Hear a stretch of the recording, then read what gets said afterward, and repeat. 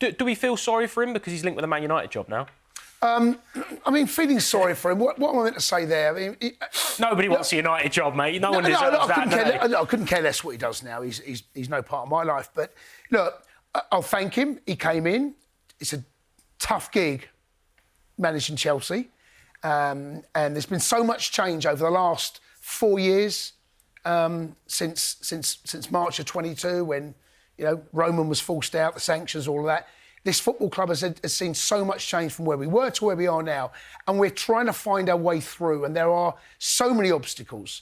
There's financial fair play. There's all sorts of things going on upstairs. Selling of the women's team, hotels. There's all of this that's going on. Managerial change. The complete restructuring of the squad. I mean, Reece James is the only one. You might be able to help me out here. That I can remember under Tuchel. Yeah. Maybe Sanchez. Well, he's the only one from the Champions League final. Champions League final, right? So you think about that. I was only 21, right? And so it's a tough. Do I feel sorry for Maresca? No.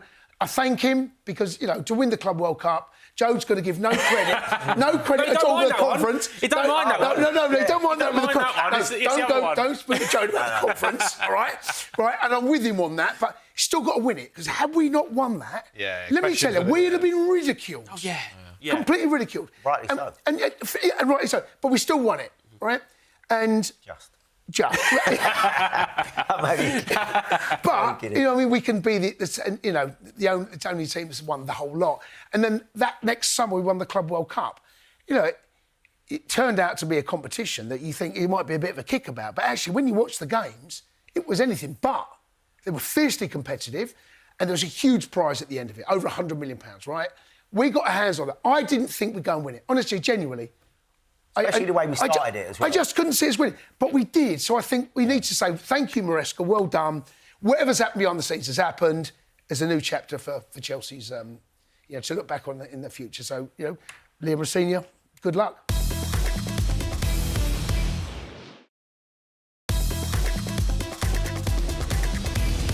Let's talk about that slight middle chapter between Enzo and between Liam Rosenior, which is Callum McFarlane, who did a sterling job up at City at the weekend. I thought quite a lot of the commentary going into it was quite disrespectful, and people talking to him as if he's like a competition winner and his name's been pulled out of a season ticket holder raffle, and then you go and have a go. Like this guy knows what he's doing. He's been coaching the academy for a little while in up and down the country, all different bits and pieces. Obviously well known on the London sort of academy coaching scene, but the rest of the academy as well. Jodie, I'm going to come to you in a second because this is obviously a proud day for Cobham in that aspect. But Zach, is that a great example of being given an opportunity, setting up brilliantly, and Pep Guardiola's giving you a pat on the back at the end of the game going, yeah, fair play? Yeah, I think so. I mean, in terms of maybe what he had to do with the starting 11, a couple of things were forced on him. The goalkeeper had to change. Obviously, Cucurella returning from injury as well. So maybe just taking a few things of players that are kind of used to playing in those positions. Going to left-back. Yeah. You're obviously missing Caicedo as well.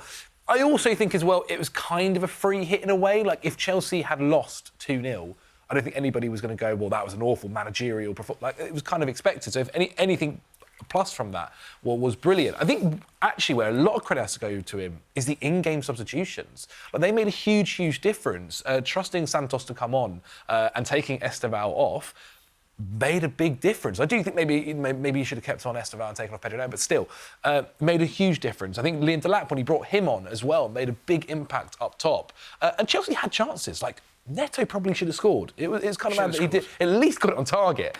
And then eventually, after being able to defend decently well, managing to kind of ride our luck a little bit at times, there came that last-minute opportunity where Chelsea managed to get one. So I think he does deserve a lot of credit for the impact he made in-game, definitely.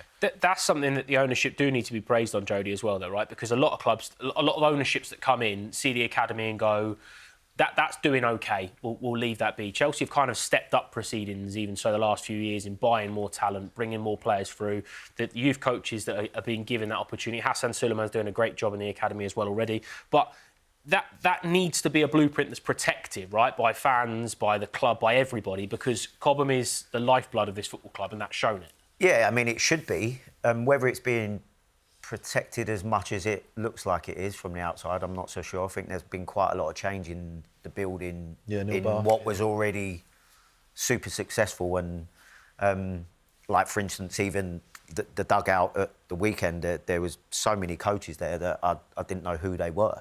And that's not anything to do with bad decision-making. That's just, like, what's changed at Cobham at the moment is clearly the new ownership want people that they know to be involved. Now, whether they've worked at levels to be in the dugout for a Chelsea first-team game or not is another question. But going back to Zach's point there, you can't do anything but give credit to Callum McFarlane.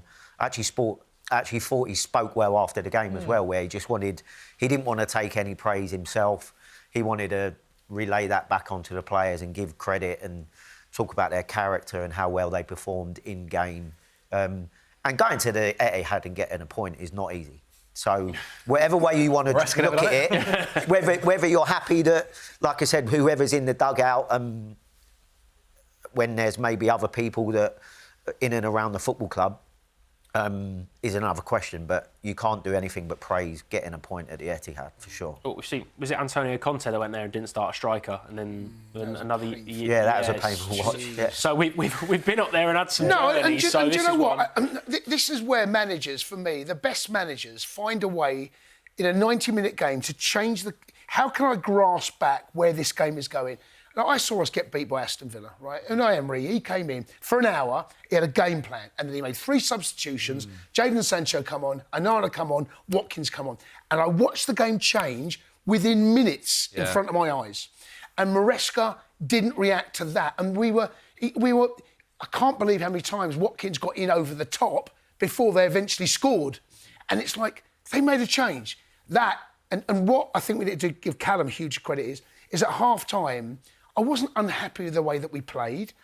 And 1 or 2 individual performances I don't think was quite up to the level that I expect. But then he made the substitution and we were on the front foot, we were higher. There was an intensity, an aggression about us. And we were the better side second half. We could have won that. If Neto scores at that time, I would not have been surprised if we got that confidence would have grown and grown. We deserve that at the weekend. And I think Callum needs a huge amount of credit to change a 90-minute game because... half-time, that's the moment you can do it, right? And he grasped it. Didn't wait for 60 minutes. Didn't sit there going, I'm OK, I'm happy. He's half-time, fair play. And I'm going to make this next 45 minutes as beneficial for us as I possibly can. And he got it right. Look, you always need a bit of good fortune. 94 minutes, Gusto nutmegging O'Reilly on the... it's a brilliant piece of play. The cross has got to be perfect. But I felt he deserved it. That's how it felt from my point of view. Let's have a chat then about Cole Palmer and how we get Cole Palmer back to the Cole Palmer that we've seen, because I think that's the first thing that Liam Rosenior is going to need to... Well, not going to need to, but he's going to want to address, because if you get Cole Palmer playing well, we're going to win more games than we're not. Yeah, and look, Cole has had... It's been a long 18 months for him, as every Chelsea player.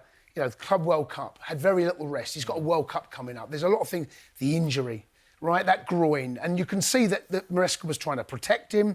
From what we know now, he was told by the medical team he can only play so many minutes. The chance of you don't know what you're doing from the crowd when he got taken off against Bournemouth, then you get a little bit more of an insight as to why that was happening. But if we're going to get to anywhere near to the level that the squad we all know can be, you need Cole Palmer at the peak of his powers. And that is going to be... And I still think Cole's recovering from the injury. Yeah. But I don't expect this to happen overnight. No. I expect Cole, if injury-free, between now and the end of the season, more minutes, get Cole on the ball. I know it seems quite simplistic, but give him the ball. And I felt at times certainly the way teams set up, we struggled to find him. There were games where I'm watching and I'm watching defensive midfielders.